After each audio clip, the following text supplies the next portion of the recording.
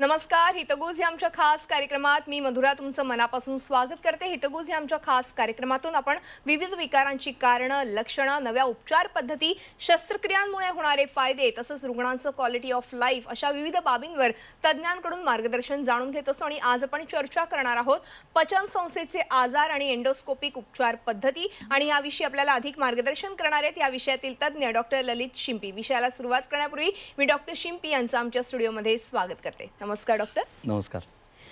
Doctor ललित शिंपी यांची थोडक्यात ओळख सांगायची झाल्यास डॉक्टर शिंपी यांनी MBBS शिक्षण हे पुणे विद्यापीठामधून घेतलं, तर MD मेडिसिनचे शिक्षण शिवाजी विद्यापीठात 1997 साली त्यांनी पूर्ण केलं. त्यांनी गॅस्ट्रोएंटरोलॉजीचे शिक्षण SMS मेडिकल कॉलेज जयपूर इथून पूर्ण केले, तर DNB गॅस्ट्रोएंटरोलॉजी ही पदवी त्यांनी Sanjay Gandhi post graduate institute Lucknow इथून घेतली आहे. त्यानंतर त्यांनी थेराप्युटिक एंडोस्कोपी प्रशिक्षणात प्रावीण्य प्राप्त करत रोम इथे फेलोशिप प्राप्त केली. गेल्या 16 वर्षांपासूनही अधिक काळ डॉक्टर ललित शिंपी हे गॅस्ट्रोएंटरोलॉजिस्ट म्हणून जहांगीर हॉस्पिटल पुणे इथे रुग्णसेवा बजावतात. पुण्यातील भारती विद्यापीठ मेडिकल कॉलेजमध्ये ते प्राध्यापक म्हणूनही कार्यरत आहेत. तसंच ते रोटरी क्लबचे सदस्य देखील आहेत आणि त्यांच्या उल्लेखनीय कार्यासाठी त्यांना 2020 मध्ये टाइम्स हेल्थ आयकॉन ह्या पुरस्कारानं गौरवण्यात आलंय. चला तर आज आपण पचन संस्थेचे आजार आणि त्यावरील अत्याधुनिक उपचार पद्धती एंडोस्कोपी विषयी अधिक माहिती जाणून घ्या डॉक्टरांकडून लगेचच. डॉक्टर पुन्हा एकदा स्वागत आहे. आज आपण पचन संस्थेच्या आजारांबद्दल जाणून घेणार आहोत आणि आजकाल आपण बघितलं तर पचन संस्थेचे विकार हे दिवसेंदिवस वाढत चाललेत. त्याची वेगवेगळी कारणं देखील आपल्या समोर येत असतात. मात्र गेल्या 15 वर्षांमध्ये तुम्हाला असे काय बदल दिसले पचन संस्थेचे आजारांमधले, त्याबद्दल सगळ्यात अगोदर काय सांगाल? एक 2-3 गोष्टी आहेत गेल्या ज्या 2 दशकात बदललेल्या आहेत. त्याच्यामध्ये पहिली गोष्ट म्हणजे आयुष्य फार दगदगीचं झालेलं आहे. स्ट्रेस वाढले आहे, कॉम्पिटिशन वाढली आहे, धावपळ वाढलेली आहे. मार्केटिंग असो किंवा मीडिया असो, डॉक्टर असो, सगळ्याच लोकांना अतिघाई झालेली आहे. पण त्यामुळे असा परिणाम होतो की लोकांना स्ट्रेस जास्त झाला आहे, झोप व्यवस्थित होत नाही, वेळेवर जेवण होत नाही आणि ह्या गोष्टींचा डेफिनेटली आपल्या आरोग्यावर आणि स्पेशली पचन संस्थेवर खूप परिणाम होतो. बरोबर आहे. दुसरी गोष्ट म्हणजे आता गेल्या 2-3 वर्षात कोविड खूप वाढलेला आहे आणि अशा काळामध्ये वर्क फ्रॉम होम सुरू झालेला आहे. तर त्याचे फायदे आहेत पण तोटेही आहेत. म्हणजे पूर्वी नोकरीला जाताना डबा घेऊन जायचे, वेळेत जेवण करायचे, एक 2-4 लोकांबरोबर गप्पा गोष्टी व्हायच्या, त्यांनी तो डिस्ट्रेस व्हायचा व्यक्ती. पण आता ते होत नाही. वर्क फ्रॉम होममुळे तो एक परिणाम झालाय. प्लस आपल्याला स्विगी, झोमॅटो सगळ्याच गोष्टींनी 22व्या मिनिटाला आपल्याकडे खाणं जेवण तयार असतं आणि ते अगदी पौष्टिकच असेल असं नाहीये. सो ह्या गोष्टी जरा थोड्याशा जाणवतात. इंटरनेटही वाढलेलं आहे, त्यामुळे त्याचा प्रभाव इतका झालेला आहे की आता 30 वर्षाचा पेशंट सुद्धा आपल्याकडे येतो आणि म्हणतो सहज की नाही ते 15 दिवस पोट दुखतंय साहेब आणि उलट्या होत आहेत. मला असं वाटतं ना, हे मी इंटरनेटवर बघितलेलं अगदी कॅन्सरचीच लक्षण आहेत, तर ते तुम्ही काहीतरी बघा, काहीतरी तपासणी करा. सो असे काही काही मजेशीर गोष्टी होतात त्याच्यामध्ये, पण हे बेसिकली बदल 1-2 दशकांमध्ये जाणवतात. अगदी म्हणजे इतके बदल आज खरं तर पचन संस्थेच्या या आजारांमध्ये जाणवतात. मात्र ह्या सगळ्यावरती आपल्याकडे खूप चांगल्या उपचार पद्धती आहेत. निदान करण्यासाठी देखील एंडोस्कोपीचा खूप चांगल्या पद्धतीने वापरही केला जातो. या एंडोस्कोपीचं महत्त्व काय, ही कशा पद्धतीने एंडोस्कोपी केली जाते? कारण की बऱ्याच लोकांना जेव्हा अपचन होतंय किंवा वारंवार पोटदुखी होते तेव्हा त्यांना सांगितलं जातं की आपण एकतर एक्सरे काढूया, एंडोस्कोपी करूया, इतर काही टेस्ट करूया. मग ते एंडोस्कोपी बद्दल सगळ्यांना उत्सुकता असते, त्या एंडोस्कोपी बद्दल काय सांगाल? बरं, 1-2 गोष्टी सांगतो. तर एंडोस्कोपी याचा अर्थ बेसिकली हा 2 शब्दांनी मिळालेला एक शब्द आहे. एंडॉन म्हणजे इनसाइड आणि स्कोप म्हणजे वॉच. म्हणजे आपण आपल्या शरीरातील पोकळ भागांमध्ये आतमध्ये जाऊन दुर्बिणीद्वारे जेव्हा तपास करतो त्या गोष्टीला एंडोस्कोपी म्हणतात. आता पचन संस्थांचे आपण बघितले तर अन्ननलिका आहे, जठर आहे, आतडे आहेत, ह्या पोकळ ऑर्गन्स आहेत आणि त्याच्यामध्ये आपण आज जाऊन विविध आजारांचे डायग्नोसिस करू शकतो. एंडोस्कोपी ह्याचा डायग्नोसिससाठी उपयोग होतो आणि ट्रीटमेंटसाठी सुद्धा उपयोग होतो. त्यामुळे दोन्ही गोष्टी याच्यामध्ये फायद्याच्या आहेत. बऱ्याचशा टाईपच्या एंडोस्कोपी पचन संस्थांमध्ये असतात. त्याच्यापैकी मुख्यतः आपण ऐकलं असेल आपल्या डॉक्टरांकडून की गॅस्ट्रोस्कोपी आणि कोलोनोस्कोपी हे 2 मुख्य टाईपच्या एंडोस्कोपी आहेत ज्याच्यामध्ये आपण आतून तपास करतो. तर आता गॅस्ट्रोस्कोपी म्हणजे काय, तर आपण हे बघितलं चित्रामध्ये, तर ह्या अन्ननलिकेमध्ये किंवा जठरातनं आतून बघण्यासाठी ही एक दुर्बीण असते ज्याला एंडोस्कोप म्हणतात. आणि त्या समोर एक लाईट असतो, कॅमेरा असतो त्याच्यामध्ये आणि चॅनेल्स असतात. त्या चॅनेल्स आणि त्याची मुवमेंट जी एंडोस्कोपीची ते हलवण्यासाठी आपल्याला काही नॉब्स असतात. तर आपण या चित्रात बघितलं तर हा असा एंडोस्कोप आपल्या घशावाटे आतमध्ये जातो आणि मग आतमध्ये अन्ननलिका, जठार आणि गॅस्ट्रोस्कोपी म्हटली तर साधारण आतड्याच्या पहिला एक 4-6 इंच आपण आतमध्ये बघू शकतो आणि जे काही आजार आहेत किंवा त्रास आहेत त्याचं आपण व्यवस्थितशीर आणि अगदी अचूक निदान करू शकतो. दुसरा ह्याच्यामधला भाग आपण म्हटला तर कोलोनोस्कोपी असते. तर जसं आपण वरून घशावाटे दुर्बीण टाकतो त्याला साधारण एक 5 ते 7 मिनिटापेक्षा जास्त लागत नाही. खालून जो तपास असतो त्याला कोलोनोस्कोपी म्हणतात.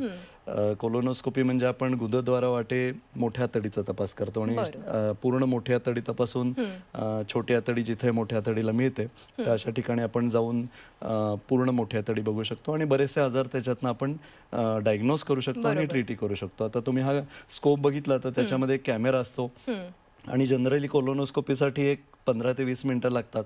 थोडं पाहिजे असेल तर सेडेशन देतात. खूप लोक घाबरतात ऍक्च्युअली की नाही कोलोनोस्कोपी म्हणजे मला फार त्रास होईल वगैरे. तसे फार त्रासाचा तपास नाहीये, तो व्यवस्थित झाला समजा आणि अगदीच खूप अँक्शियस कोणी असेल तर आपण थोडंसं सेडेशन देऊन सुद्धा ही कोलोनोस्कोपी करू शकतो. तर ही अशी तुम्ही बघताय की दुर्बीण आतमध्ये जाते आणि मग आपण आतड्यांचं वेगवेगळ्या रोगांचं याच्यामुळे निदान करू शकतो. तर ही एंडोस्कोपी आणि कोलोनोस्कोपी असे 2 तपास महत्वाचे आहेत. बाकीच्याही एंडोस्कोपीज असतात किंवा थेरप्युटिक असतात, तर त्याच्याबद्दलही आपण थोडंसं पुढे बोलूयात. अगदी. आता तुम्ही एंडोस्कोपी बद्दल सांगितलं, कोलोनोस्कोपी बद्दल सांगितलं, मात्र प्रत्येक पोटदुखीच्या रुग्णाला एंडोस्कोपीची गरज भासते का? हा एक मोठा प्रश्न आहे, त्याबद्दल काय सांगाल? ॲक्च्युली हा प्रश्न फारच चांगला आहे, कारण असं वाटतं बरेच पेशंट्सना की आपण गेलो की आपल्याला लगेच पोटविकार तज्ज्ञ सांगतील हा तपास करा, तो तपास करा, एंडोस्कोपी करा. खरं तर म्हटलं तर 80% लोकांमध्ये कुठल्याही स्कोपीची गरज नसते. म्हणजे मी मगाशी सांगितल्याप्रमाणे जे एक आजार आजकाल वाढायला लागलेत किंवा दिसायला लागलेत, स्ट्रेस रिलेटेड आहेत, हायपर ॲसिडिटी आहे, गॅस, अपचन, बद्धकोष्ठता, ते एक पेशंटशी साधारण 5 ते 7 मिनिटं संवाद साधल्यावर आपल्या लक्षात येतं की खरंच ह्याला काही गरज आहे की नाही एंडोस्कोपीची. तर आपल्याला कोणाला पर्सिस्टंटली किंवा रिकरंटली काही कॉमन सिम्पटम्स होत असतील तर ट्रीटमेंट घेऊन सुद्धा फायदा होत नसेल किंवा ट्रीटमेंट घेऊन फायदा होतो परंतु ट्रीटमेंट थांबवल्यावर परत ती लक्षणं यायला लागली तर असं समजा आपल्याला वाटायला लागलं तर मग आपले डॉक्टर आपल्याला एंडोस्कोपी करायला सांगतात. परंतु काही आमच्या प्रॅक्टिसमध्ये असे अलार्म सिम्पटम्स सुद्धा असतात की ज्या कंडिशन्समध्ये एंडोस्कोपी करणं हे किंवा लवकर करणं हे आवश्यक असतं, कारण आजार आपल्याला लवकर पकडायचा असतो. तर कोणाला ब्लिडिंग होत असेल पचन संस्थांच्या ऑर्गन्समधनं किंवा अनएक्सप्लेन्ड वेट लॉस आहे, वजन कमी होतंय, भूक कमी झाली आहे, काही कारण कळत नाहीये, कुठेतरी अन्न अडकायला लागलंय किंवा हिमोग्लोबिनचं प्रमाण अनएक्सप्लेनली कमी होतंय, काही कारण मिळत नाही, तर अशा लोकांमध्ये आपल्याला एंडोस्कोपी करणं भाग असतं. काही लोकांना कॅन्सरची हिस्ट्री असते फॅमिलीमध्ये आणि अशा लोकांना स्क्रीनिंग करण्यासाठी सुद्धा आम्ही एंडोस्कोपीचा उपयोग करतो किंवा वापर करतो. आता हे काही कॉमनली डायग्नोज कंडिशन्स मी आता स्क्रीनवर दाखवतो म्हणजे आपल्याला थोडासा अंदाज येईल. या गोष्टीला हायटस हर्निया म्हणतात, म्हणजे नॉर्मली अन्ननलिका आणि जठरातली झडप घट्ट बंद असते आणि म्हणून आपल्याला पित्त वर येत नाही. पण अशा या दगदगीच्या व्यवस्थेमध्ये बरेच वेळा हायपर ॲसिडिटी होते आणि रिफ्लक्स लिव्हर येतो. मग परत परत हे होत असेल तर काही कारण ॲनाटॉमिकल आहे का आतमध्ये हे आपल्याला बघणं आवश्यक असतं. मग आपण खाली बघाल इथे अल्सर म्हणजे एक खड्डा झाल्यासारखा दिसतो याच्यामध्ये, याला पेप्टिक अल्सर म्हणतात. काही लोकांना रिफ्लक्स खूप जास्त झाल्यामुळे किंवा पित्त खूप अन्ननलिकेत वर आल्यामुळे जखमा होतात, ह्या आपल्याला असे सट्टे दिसतात. परत ऑफकोर्स कॅन्सरचं डायग्नोसिस अन्ननलिकेमध्ये किंवा जठरामध्ये किंवा आतडीमध्ये करायचं असेल तर त्याला सगळ्यात उपयोगी आणि सगळ्यात ॲक्युरेट गोष्ट किंवा तपास करायचा म्हटलं तर तो एंडोस्कोपी असतो. तर हे असे आपण डायग्नोज करू शकतो. लोअर GIT मध्ये आपण किंवा आतडींमध्ये बघितलं तर अल्सरेटिव्ह कोलायटिस, आतड्यांचे कॅन्सर किंवा काही लोकांना रक्तस्राव होत असेल तर त्यांना पॉलिप्स असतात, अल्सर असतात. तर अशा सगळ्या आजारांचं अगदी अचूक निदान आपल्याला एंडोस्कोपीने होऊ शकतं. अरे वा, म्हणजे इतकी ॲडव्हान्स खरं तर ही टेस्ट आहे असं म्हणायला हरकत नाही आणि नक्कीच याचा फायदा त्या त्या पेशंटला होतो, कारण की बऱ्याचदा आपल्या शरीरात काय हालचाली सुरू आहेत, कशामुळे नेमकं काय झालंय हे आपण एंडोस्कोपीच्या माध्यमातून तर जाणून घेऊ शकतो. मात्र या एंडोस्कोपीमध्ये पण काळानुसार काही बदल झालेत का, काही ॲडव्हान्स टेक्निक्स आलेत का, तर त्याविषयी काय सांगाल? त्याविषयी आता सांगतो मी की आपण जसं पूर्वी होतं ना की 2 मेगापिक्सेल कॅमेरा म्हणजे वाव असं होतं, आता त्याच्या 20 मेगापिक्सेल झाले तरी आपण सॅटिस्फाईड नाही आहोत. पण ती टेक्नॉलॉजी जशी कॅमेऱ्यामध्ये इम्प्रूव्ह झालेली आहे तसेच एंडोस्कोप्स हे बेसिकली कॅमेरे असतात, त्यामुळे त्यांच्यामध्ये सुद्धा रेझोल्युशन खूप इम्प्रूव्ह झालेलं आहे. किंवा जे एंडोस्कोपचे साईज पूर्वी होते 15-20 वर्षापूर्वी त्याच्यापैकी आता जास्त बारीक झालेले आहेत, त्यामुळे ते पेशंटला सुद्धा जास्त सुलभ पडतं एंडोस्कोपी करून घ्यायला. आता तुम्ही बघाल तर ह्या चित्रांमध्ये आपल्याला हे डावीकडच्या चित्रामध्ये दिसतं अगदी विलय, म्हणजे हे नॅशनल जिओग्राफिक किंवा डिस्कवरी चॅनलमध्ये आपण ते पाण्याच्या खाली जे कोरल्स वगैरे हलतात त्या टाईपचं अपिअरन्स आहे. हे खरं तर अगदी 1-1.5 मिलीमीटरपेक्षा जास्त नाही आहेत, पण हे खूप मॅग्निफाय होऊन दिसतात. किंवा काही टेक्निक्स आहेत ज्याला आपण नॅरो बँड इमेजिंग किंवा असे टाईपचे त्याच्यामध्ये इम्प्रूव्हमेंट्स एंडोस्कोप्समध्ये झालेत की ज्याच्यामुळे आपल्याला जास्त लवकर आणि जास्त अचूक असं डायग्नोसिस प्रत्येक आजाराचं होऊ शकतं. म्हणजे आता हा उजवीकडची गाठ दिसते साधारण त्याची साईज 2-3 मिलीमीटरच आहे, बरं, पण आपल्याला ती एंडोस्कोपीवर खूप मोठी दिसते कारण त्याचं रेझोल्युशन वाढलेलं आहे. मग काही गोष्टी अशा आल्या आहेत की ज्याला आम्ही कॅप्सूल एंडोस्कोपी म्हणतो. म्हणजे आपल्याला माहिती आहे की जठराच्या खाली आणि मोठ्या आतडीच्या मध्ये साधारण एक 15 ते 20 फूट छोटी आतडी असते. मग त्याचा आपण कसा एक्झामिन करू शकतो किंवा तपास करू शकतो, तर अशा कॅप्सूल्स असतात की जे आपण कॅप्सूल गेली की त्याच्यामधनं चित्र येत राहतात दर सेकंदाला 4-6, आणि मग अख्ख्या आपल्या आतडींचा एक छोटासा व्हिडिओ निघतो आणि त्याच्यावर आपण त्याचं निदान करू शकतो. ऑफकोर्स सगळ्यांनाच कॅप्सूल एंडोस्कोपी लागतं असं नाही. बरेच लोक आमच्याकडे येतात आणि म्हणतात नाही ते बाकीचं सगळं सोडा कॅप्सूल करा, पण असं नसतं कारण ते विशिष्ट गोष्टींसाठी किंवा आजारांसाठी रिझर्व ठेवलेले असते. बरोबर.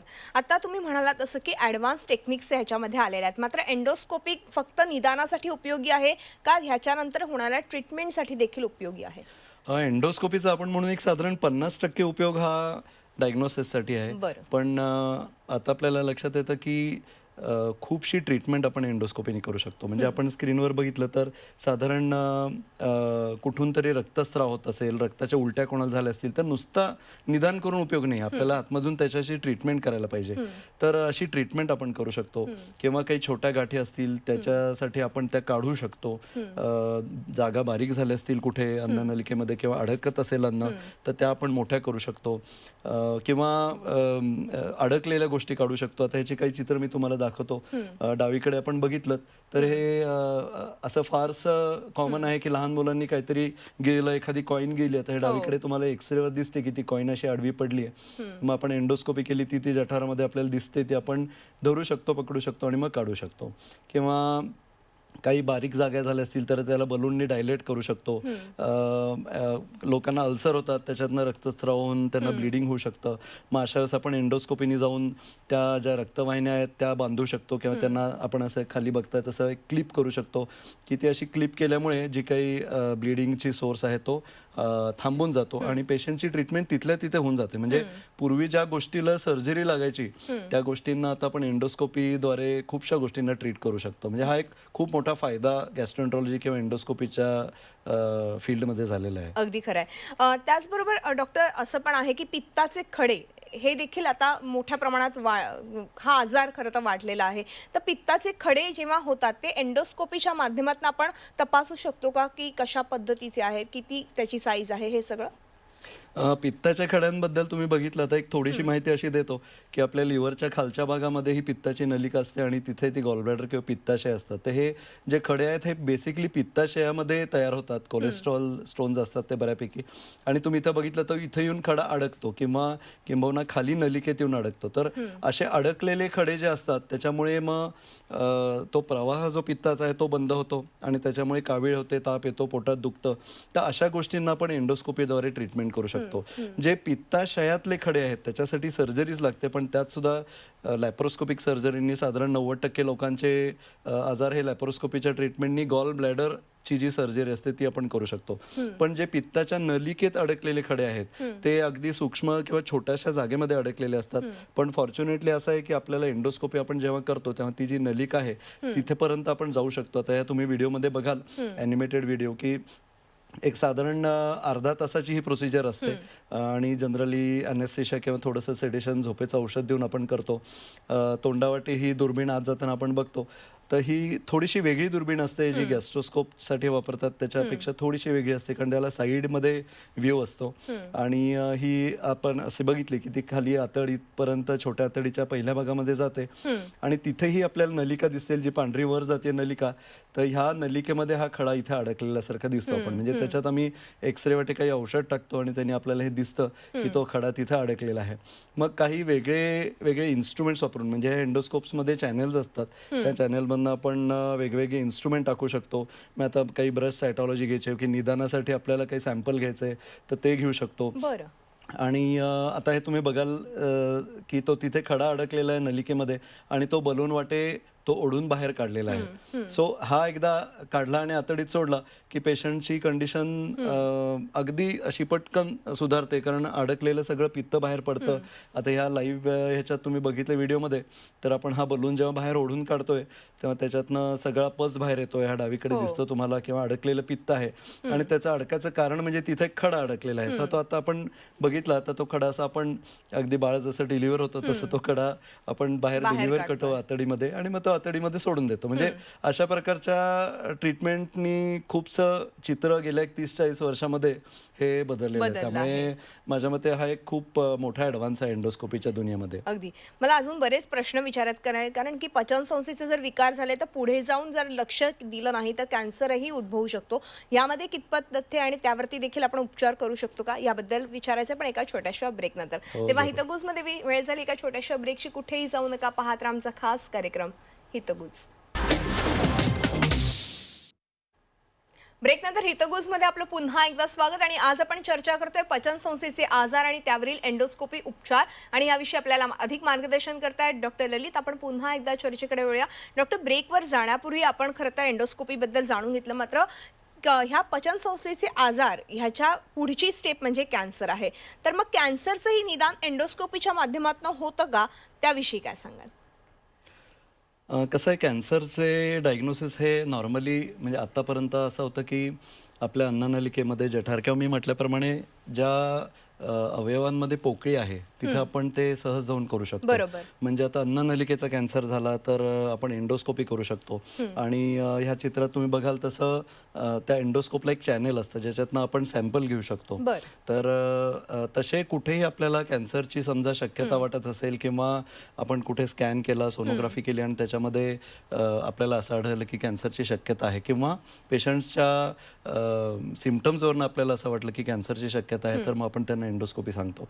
तर हे सॅम्पल घेण्याची पद्धत जी आहे त्याला बायोप्सी म्हणतात. आता बायोप्सी म्हटलं की सगळे लोक घाबरून जातात, कारण त्यांना बायोप्सी म्हणजे कॅन्सर असं वाटतं, पण तसं नाही आहे. आपल्याला लक्षात आलं पाहिजे की cancer does not equal biopsy. So biopsy म्हणजे एक सॅम्पल घेणं, परंतु सगळ्यात जास्त प्रमाणात आपण ह्याच्या डायग्नोसिस बायोप्सीने करतो, म्हणून तो व्ह्यू एक साधारण लोकांच्या मनात भरलेला आहे जो थोडासा चुकीचा आहे. तर आपण बघितल्याप्रमाणे पोकळीमध्ये आपण समजा एंडोस्कोप टाकला आणि आपल्याला तिथे कॅन्सर दिसलाच, तर मग आपण त्याच्या बायोप्सी घेऊ शकतो आणि त्याचे सॅम्पल घेऊन आपण पॅथॉलॉजीला पाठवलं की एक साधारण 4-5 दिवसामध्ये आपल्याला त्याचा रिपोर्ट येतो आणि डायग्नोसिस कॅन्सरचं होऊ शकतं. पण आता त्याच्यामध्ये थोडीशी इम्प्रूव्हमेंट अशी झाली किंवा नवीन टेक्नॉलॉजी अशी आली की त्या एका टाईपच्या एंडोस्कोपीला म्हणतात एंडोसोनोग्राफी किंवा EUS, म्हणजे सोनोग्राफी आणि एंडोस्कोपी याचं त्यांनी मिलन केलेलं आहे. आणि त्याच्यामुळे एंडोस्कोपच्याच टीपला एक असा छोटासा प्रोब असतो सोनोग्राफीचा, आणि त्या प्रोब वरून आपल्या पोकळी असलेल्या ऑर्गन्सच्या बाहेर आपण बघू शकतो. त्यामुळे स्वादुपिंड आहे किंवा लिव्हर आहे किंवा अन्ननलिकेच्या आजूबाजूचे ऑर्गन्स आहेत त्याच्यामध्ये आपण बघू शकतो. आणि तुम्ही हे बघितल्याप्रमाणे आपल्याला अशी जी गाठ दिसते मध्ये काळ्या रंगाची ह्या EUSच्या खाली, त्याच्यामध्ये अशी एक नीडल आपण त्या एंडोस्कोपमध्ये टाकू शकतो आणि त्या नीडल्सनी आपण हे सॅम्पल घेऊ शकतो आणि त्या सॅम्पल घेऊन मग ते आपण पॅथॉलॉजीला पाठवलं तर ते कॅन्सरचे डायग्नोसिस अगदी अचूकपणे होऊ शकते. ही टेक्नॉलॉजी पूर्वी नव्हती उपलब्ध, एक 10-15 वर्षापासून उपलब्ध आहे आणि त्याच्यामुळे त्याचा खूप फायदा कॅन्सर डायग्नोसिसचा स्पेशली झालेला आहे. बरं, पण मग डॉक्टर, पचन संस्थेच्या अवयवांचा जेव्हा कॅन्सर होतो तेव्हा एंडोस्कोपीने आपण हे ट्रीटमेंट करू शकतो? त्याच्यामध्ये तो कुठल्या स्टेजला आहे त्याच्यावर सगळं निर्भर असतं. बरं. अगदी अर्ली स्टेजचे असतील म्हणजे जठरमध्ये अगदीच छोटीशी 1-2 सेंटीमीटरची गाठ सुरुवातीच्या असेल स्टेजमध्ये. आणि सुरुवातीच्या स्टेजला आपण डायग्नोज केलं तर ती एंडोस्कोपीनी सुद्धा काढण्याचे माध्यम आता आपल्याकडे उपलब्ध आहेत.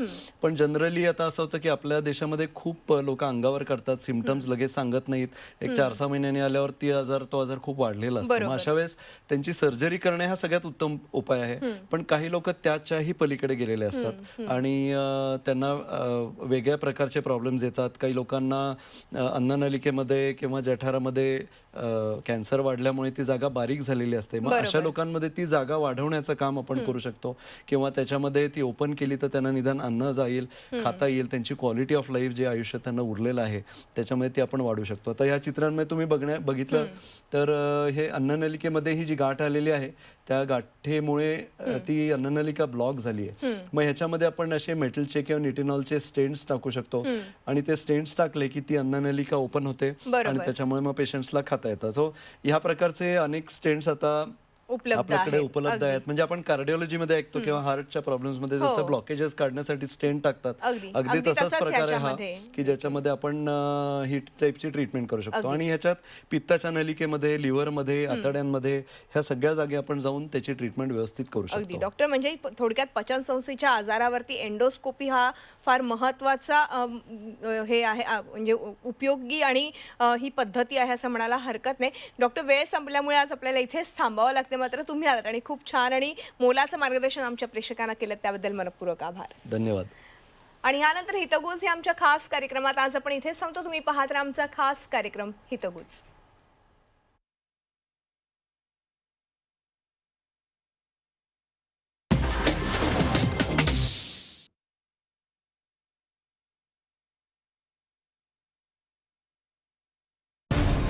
मराठ्यांची तळपती तलवार म्हणजे